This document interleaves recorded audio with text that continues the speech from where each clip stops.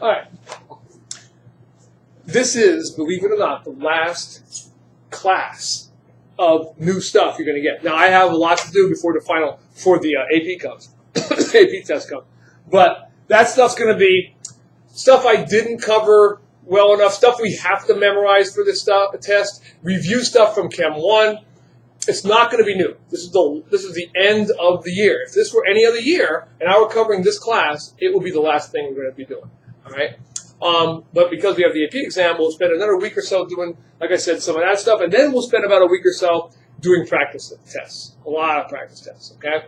All right, so let's get this last part. And it's nice, it's fitting that it ends with Gibbs free energy, because Gibbs free energy is everywhere. I would like you to get out, if you have them, I hope you do, those papers that have your equations on them that are going to be on the AP exam. I gave you a while ago. They look like this. Find those for me, because you're going to need to look at them today.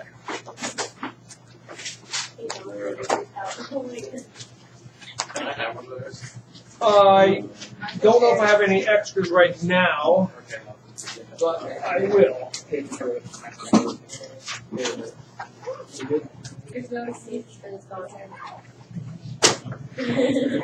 Just look off of somebody's right now, because this is the only copy I have actually right now on this one. All right.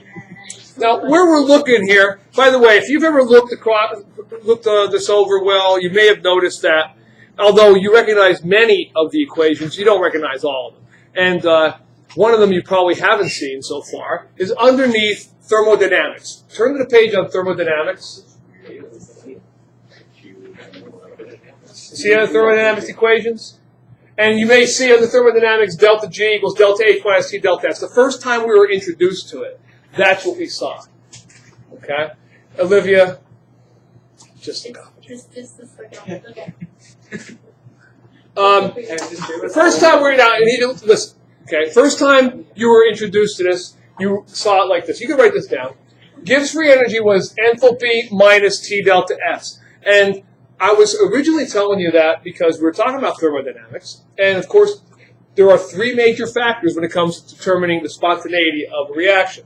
When it came to thermodynamics, those three major factors were the enthalpy change. You know, we want that to be what? Positive or negative, you remember? Well, what does this do? When I drop it, what does it spontaneously do? It goes from high to low energy, right? Negative. We'd expect that delta H being negative favors spontaneity. And what about entropy? That's going to be positive, because remember what entropy means. Entropy is how disordered or random the system is, right? The more spread out, the more disordered, the more positive S is, the more likely it's going to be spontaneous. So therefore, if I've got a positive entropy and a negative enthalpy, I know it's a spontaneous reaction. I don't even care about T. But T is a factor, because the larger T is, which by the way, what is T? How much is standard state, basically? 25 degrees Celsius or 298 Kelvin. You've got to use that in Kelvin. Okay. So you're all good with that. You all remember that, hopefully.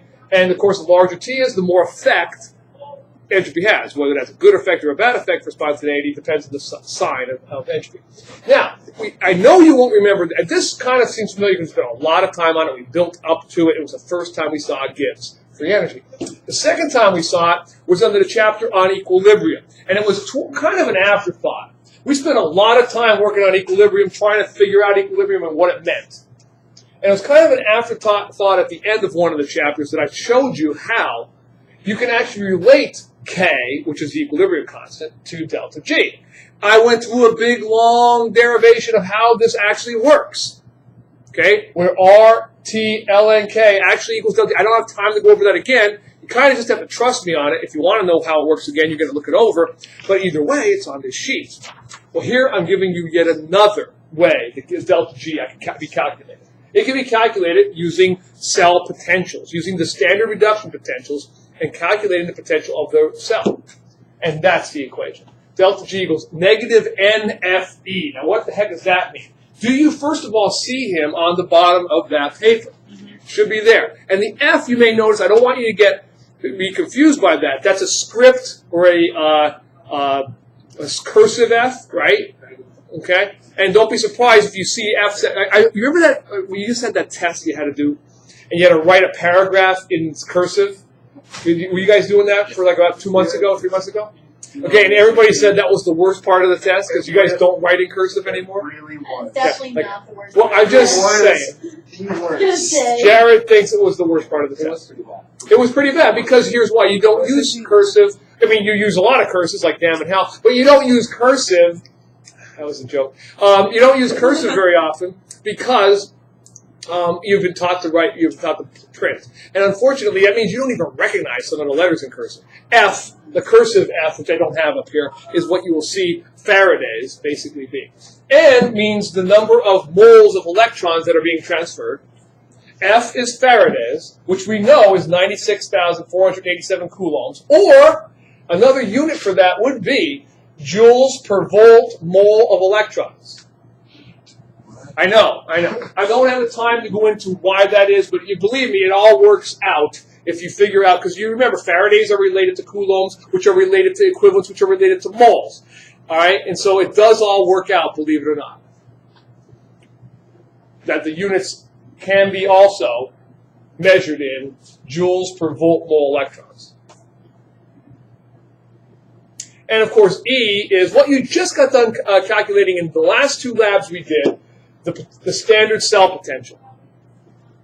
You basically look up the standard reduction potentials of your two guys, and you figure out what the actual potential is, the difference between those two guys. You just did it in the lab, you just did it in the previous lab, and we learned how to do it in the notes as well, and did some homework problems on it.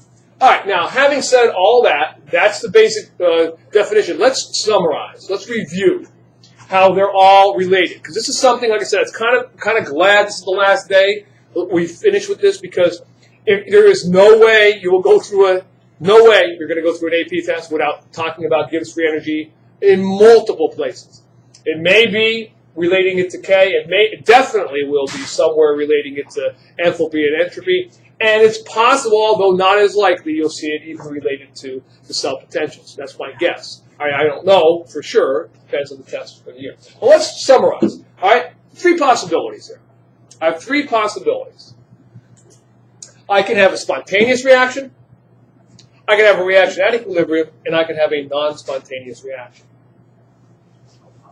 Now, we kind of know what those terms mean already, so I'm not going to redefine them. I am going to summarize how you know delta G, K, and E are related to those spontaneous or not spontaneous reactions. So let's make a chart. Delta G, K, and the potential of the cell potential.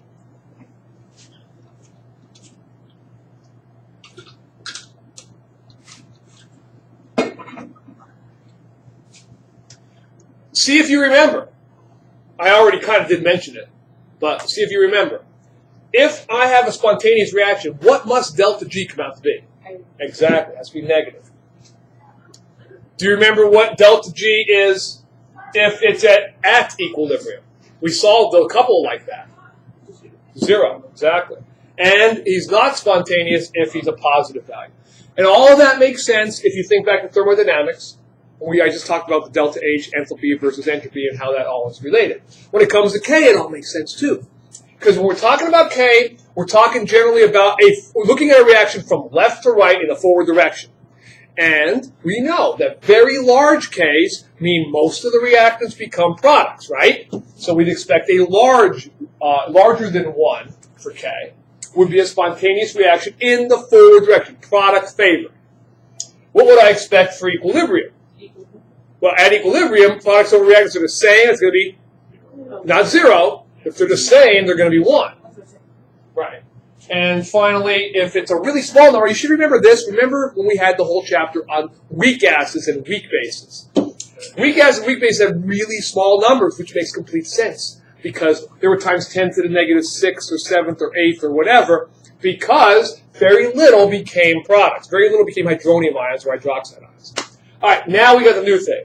And what you've probably already seen, I hope, is if your cell potential is positive, if you calculate it to be a positive value, that tells you that that is a spontaneous reaction. If it's 0, it's at equilibrium. And if it's negative, it's not spontaneous. And that's kind of important too. All right? As you'll see, I can write a reaction backwards. It doesn't mean it's spontaneous. All right. For example, I'm making up some homework problems, and I was making up an example problem for tomorrow for the review. And I was thinking, well, what's a nice lab a demo we've seen 100 times? And I think I have like copper plus silver nitrate. I add that as a reaction. Copper plus silver nitrate yields silver nitrate plus copper. And I think that was one we used, right? Yeah. Silver nitrate plus copper. Or no. Copper plus silver nitrate? Yeah. Yeah, is that what I used? Yeah, that's one where the... Yeah. Yeah. Yields copper nitrate plus silver. I said it back. I'm good. I'm not writing this down. Yeah, and you see the silver crystals grow. You've seen that a couple of times, both in Chem 1 and in Chem 2. If I wrote it backwards, I could write it backwards. But you would, when you go to determine the cell potentials of them, you would find that you would get a negative answer, which tells you that that was written backwards, that it was not the spontaneous way it would happen. In other words, if I put silver into copper nitrate, you know what happens? Nothing. Right. Nothing happens. But if I put copper into silver nitrate, the silver grows on top of it, which you've seen a couple of times. All right. Anyway, we're going to do reactions like that, examples like that in a minute. All right. That's basically a little summary of all this. Let's show you the two kind of problems you can see on the test. And you will see these two problems on the test. Here's the first one. First one is very simple. I want you to find the delta G for this reaction using standard reduction potentials, using the cell potential. And I love this also as an example and as a summary because we're also summarizing a lot of what we learned in the redox chapter. In the redox chapter, I could have given you a reaction like that, and what would you have done? You would have had, if I asked you to balance that equation, I hope you all would have done what I'm about to do.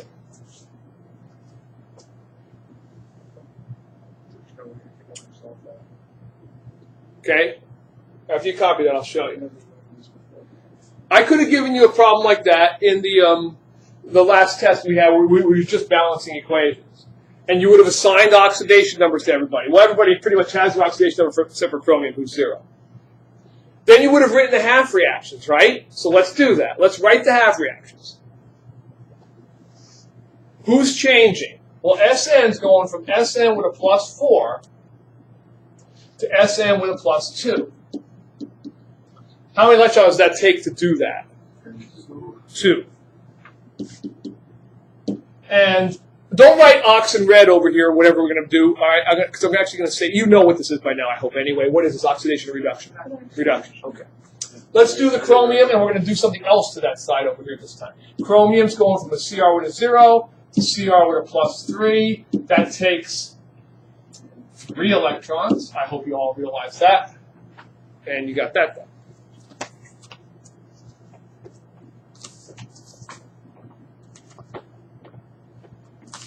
Are they balanced? No. I'll need a 3 in front of here. 3 times 2 is 6 electrons. 2 times 3 is 6 electrons. That means the electrons are balanced. And then I could bring them all back down. And, of course, I don't have to, but I would balance the rest by inspection. 3SN plus 4 plus 2CR yields 3SN plus 2 plus 2CR plus 3. Now, just like you summarize your two half reactions and rebalance the equation, you're going to summarize your voltages. What you need to get, unfortunately, the sheet I gave you is a shortened version of that. Go to Appendix J, look up this guy. I need you to do this with me because you need to practice at it. Look at Appendix J for each of these half reactions and tell me what the voltage would be, what the standard reduction potential of this reaction, this half reaction is. Look up tin plus 4 going to tin plus 2. You got to be careful. As we just noticed in the lab, and that was my mistake for not telling you, iron sulfate we had was iron plus 2. And some of you were looking up iron plus 3. So you got to be careful. We're looking for the plus 4 going to plus 2. Do you see him on there, and what is the voltage? You have to look carefully. What did you find? 0.15? Correct. Can you look up the chromium going to chromium plus 3? The answer is no. It ain't there. It's going to be the opposite. You see why? This is an oxidation, isn't it? And those are standard reduction potentials. So you've got to look for the reaction of Cr plus 3 electrons becoming Cr. In other words, the reverse of this reaction will be on that sheet. Find it. Did you find it? What did you find, Josh? Is it positive or negative? It's a negative 0.74 volts.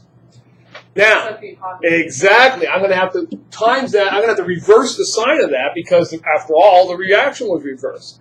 Now, a positive 0.15 minus a negative 0.74 gives you a what? Is it 0.89? 0.89 volts? Right. Okay. Now, at this point, you have your book open anyway. I want you to open to something to show you something really, really interesting. I was doing this problem last night because I had never covered delta G and standard reduction potentials all together here. And so I was going over this example problem in your book. And this is the exact same problem that's in your book. But if you open to page 827 right now, I need you all to correct something. Because sure enough, here I am last night going over this problem, and I realized very quickly that the book is wrong. And it's not just a little wrong, like it has a spelling error. It's really wrong. Take a look at the example problem at the top of that page under the solution. Look what it has there. It has plus 0.15 minus a negative 0.74. And what does it have for its answer? Exactly. And the crazy part about this is I want you to read the sentence below that. It's amazing. Read the sentence. It just wrote a negative value, and then it says the positive value obviously indicates. It's so funny that they never picked up on that. Okay, this is not uncommon. Textbooks often have errors. When I say often, I mean I've never taught with a textbook that didn't have errors, but that's pretty bad. I mean, spelling errors, stuff like that. Sometimes there's little decimal place errors. I've seen that before. This is something where they were trying to point out to you the problem. And they did it wrong. They did it exactly opposite. It's pretty funny. Anyway, change that. Everybody circle that and make it a positive 0.89 for my future students who will have that book. Should I not do that in pen? Do it in pen, absolutely. Okay. Yeah, circle that and do it in pen. Absolutely. Anyway, well, that's nice. We're almost done with this problem. That's your voltage. That's your electron cell potential, your electrochemical potential of the cell. So, what equation do you think I'm going to use now to solve for the delta G? You saw it a minute ago. What was it? Delta G equals what? Negative N F E. Okay. So my negative N. Can you see how many electrons are actually transferred between guys? How many? How many electrons?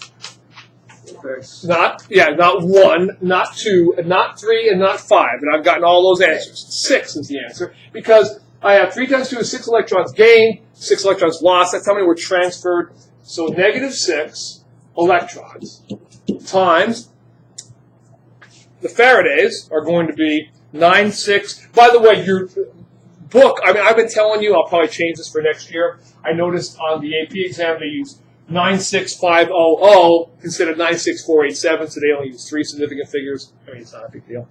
That's in joules per volt mole electrons. I know it's ugly, but whatever.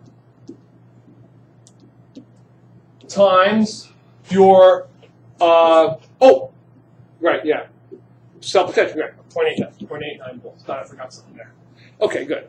Now you notice volts will cancel. Electrons will cancel, and you'll basically be left with the delta G of joules per mole, and I believe the answer is 5.2 times 10 to the 5th.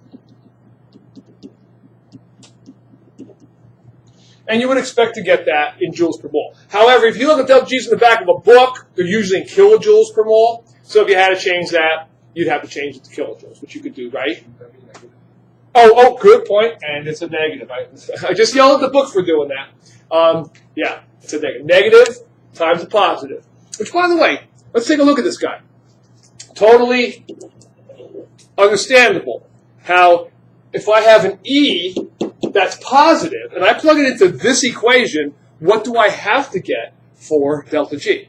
Yeah, unless you somehow manage to have a negative number of electrons transferred. Yeah, Faraday's are going to be a positive value. He's going to be a positive value. He determines whether he's positive or negative. The E does. Okay? Yeah. You got the 6 by. How did you get the? Why did I get a 6? I explained it. 3 times 2 is 6 electrons gained, 6 electrons lost. The number of electrons transferred is N. It's how many electrons. So basically up here, you look at the half reactions. Okay. How many electrons are transferred, lost or gained? Okay, or lost and gained, I should say. All right, are we good? Now, that's one thing. Now, I've got to tell you, if I go back here for a second, all right, the book does something that I do not like, all right, and I'm doing it differently. You get all these equations on the AP exam. The book shows you how and goes through a lot of rigmarole and it says that you can clearly, since these are all interrelated, this guy would equal, in other words, a negative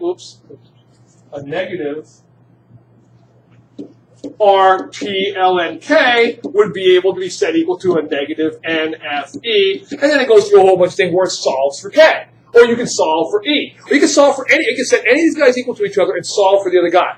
Alright? But I find that to be very tedious to have to do all the algebra for all of that and come up with this big long equation. So what I do, see if you can figure out what you think how I would solve this next example. Watch.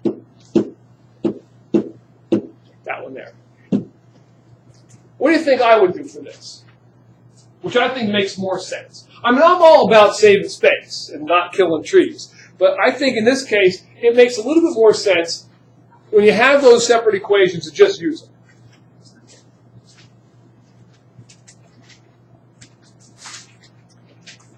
What can I do to solve this problem? If I want to solve for K, equilibrium constant. What did I just do? I just solved for delta G, right? If I solve for delta G, the same way I just solved for delta G, which makes, very intuitive, I could then use delta G as that next equation and rearrange it and solve for K. It saves me the trouble of having to rearrange, a big honking equation, in my opinion, which is a little bit more tedious and cumbersome to do. Until that's a Schrader. He likes to do that. All right, copy all that down. And there are times where I do believe, there are times when it makes sense to do that. Think of the Henderson-Hasselbalch equation. That's a great example of where, going through that whole big long derivation made sense because we're often solving for pH. So why not set it up to solve for pH? And it made sense. And we could also incorporate the simplifying assumption to all of it. In this case, I don't think it makes as much sense. Because odds are you could be asked to calculate either of these. And so I want to show you how to do both. And it's good to have practice with both. All right, let's do the half reactions. You ready? Oh, yeah, before the half reactions, what do I have to do? Again, good practice here. This whole guy is a -2 charge. He's a -1. 6 is -1, -6 is going to be +4. Everybody agree? Yeah. Cu by himself is a 0. Cu over here already says +1. Do be careful at Cu +1. We're used to seeing Cu as a +2. Most of the places we've seen it this year. -1 there, +2 here, right? 4 times -1 is a -4. The whole thing equals a -2. And a -1 over there for him. We did that all last chapter. Assigning oxidation numbers, figuring out the half reactions. Who's changed? Copper. Copper's going from a 0 to copper with a +1. That takes 1 electron to do it.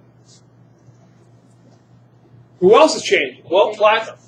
Platinum's going from a +4 to platinum with a +2. That takes 2 electrons.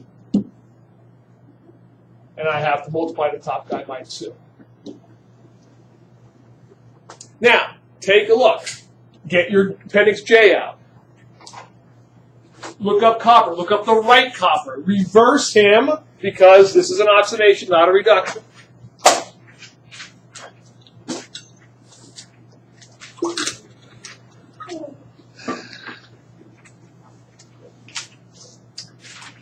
And what did you get for your voltage for that guy? I think if you look him up, he's 0.521. Is that correct? Did you guys get 0.521 volts? Have I looked the right one up? Double check that for me for the copper. You need to be able to use this. If you can't find him now, how are you going to find him on the test? Is it 0.521? Yeah.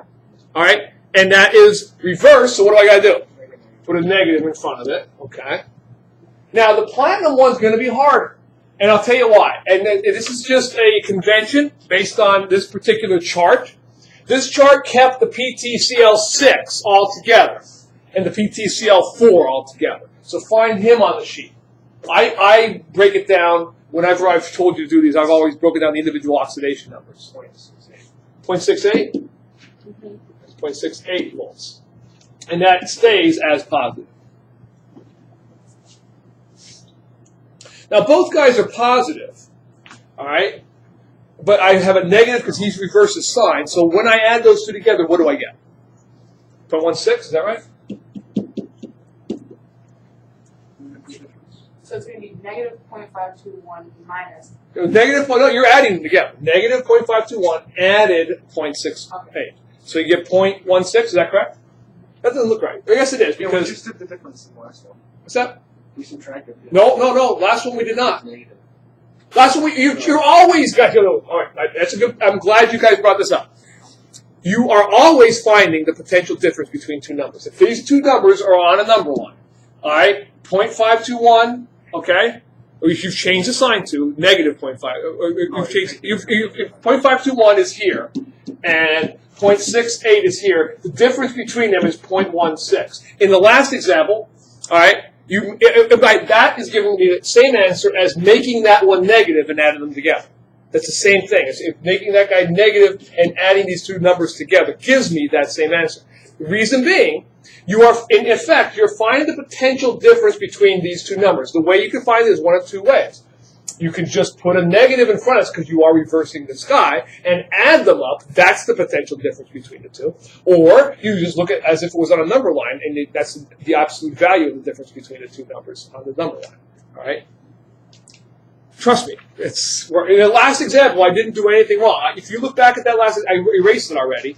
You did not change the sign and subtract. You changed the sign and added, or you simply took the absolute value of the difference between two numbers. That's what you did. Trust me. Couldn't you just take the absolute value of the difference? Well, when you're doing a guy like this, you're showing something. Look what you're showing here. You're showing that this reaction, the number you looked up, 0.521 is not correct. It's the exact opposite of that number. That's why you put a negative there. And just like when I go to add up the balanced equation, I add all these guys up. I add these guys up. All right, I've done that before. That's how you do it. All right, let's do that. Let's add these guys up. What do I get for my balanced equation? 2 in front of the Cu plus PTCl6 minus 2 yields 2 in front of this Cu plus PTCl4. Okay?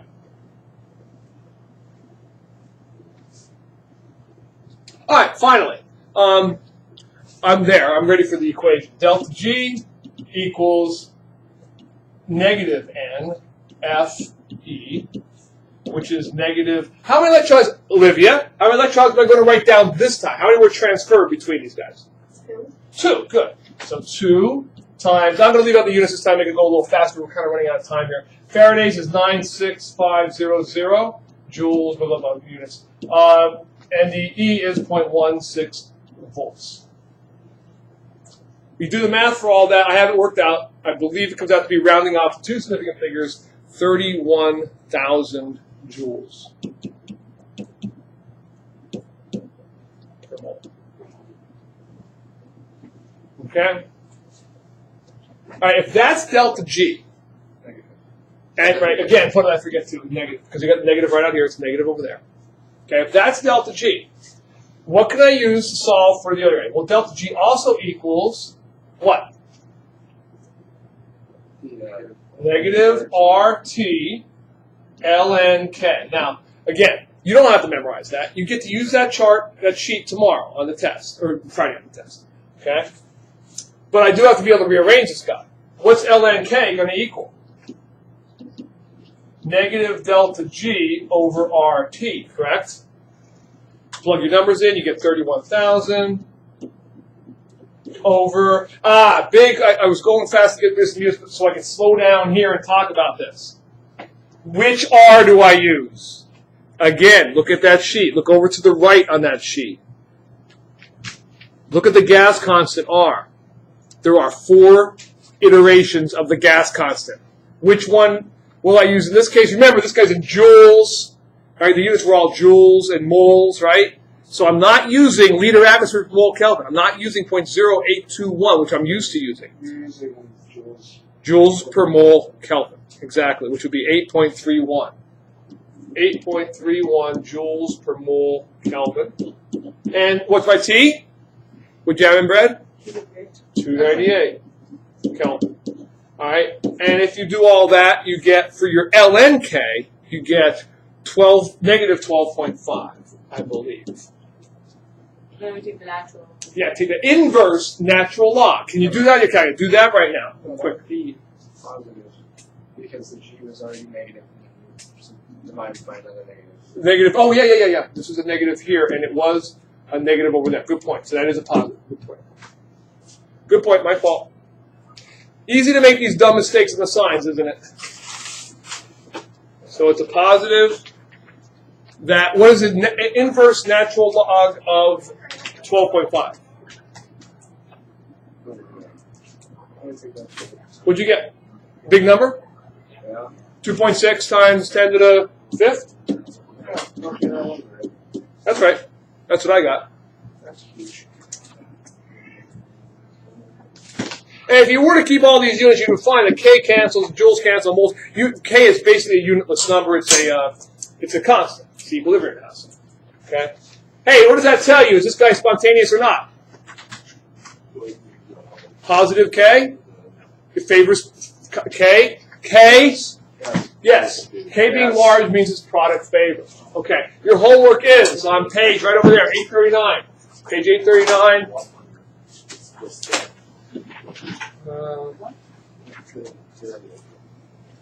Page 839, number 100. Just one problem. It's got ABCs to it, though. Oh, no. ABC.